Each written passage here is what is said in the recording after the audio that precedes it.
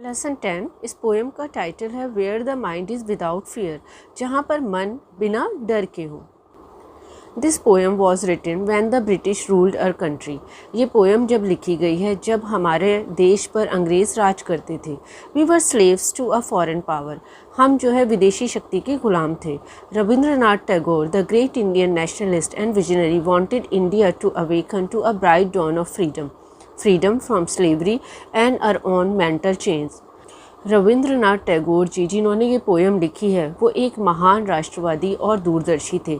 वो चाहते थे कि भारत जो है, भारत को आज़ादी मिले, भारत एक आज़ादी की सुबह देखे और आज़ादी न सिर्फ गुलामी से आज़ादी मिले बल्कि हमारी अपनी जो पुरानी रूढ़िवादी सोच है उससे भी भारत को आज़ादी मिले। तो चलिए पोएम रीड करते हैं। Where the mind is without fear and the head is held high। Rabindranath Tagore जी ऐसे भारत की कल्पना करते हैं जहाँ पर कि बिल्कुल मन जो हो वो बिना डर के हो और साथ ही हर व्यक्ति इज्जत से सर ऊपर उठाकर चल सके।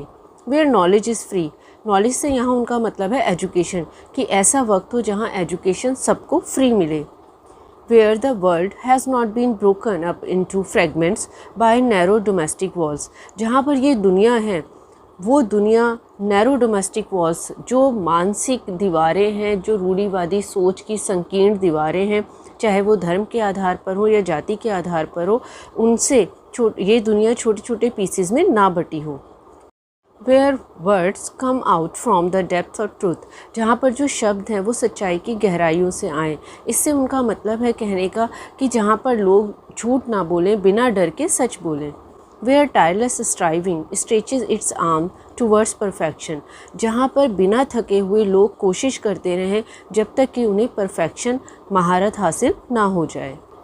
Where the clear stream of reason has not lost its way into the dreary desert sand of dead habit, वो ये ऐसे वक्त की कल्पना करते हैं जहाँ पर तर्क का जो साफ झरना है वो अपना रास्ता ना खो दे पुरानी जो सुपरस्टिशन, जो अंधविश्वास चले आ रहे हैं उनके रेगिस्तान में, क्योंकि बहुत ज़्यादा उस टाइम में समाज में अंधविश्वास फैले हुए थे, रूढ़िवादी लोग थे, तो उनको इसलिए रेगिस्तान से उनकी तुलना की गई है क्योंकि वो भी बहुत ज़्यादा थे समाज में फैले हुए, रेगिस्तान भी बहुत बड़ा होता है। Where the mind is led forward by the into ever widening thought and action into that heaven of freedom, साथ ही वो ऐसे वक्त की कल्पना करते हैं जहाँ पर कि गॉड सोच को, मानसिकता को इस तरह के विचारों और कर्म से आगे बढ़ाएं, लोगों की सोच तर्क से अच्छाई की तरफ बढ़े और आज़ादी के स्वर्ग में जाएं।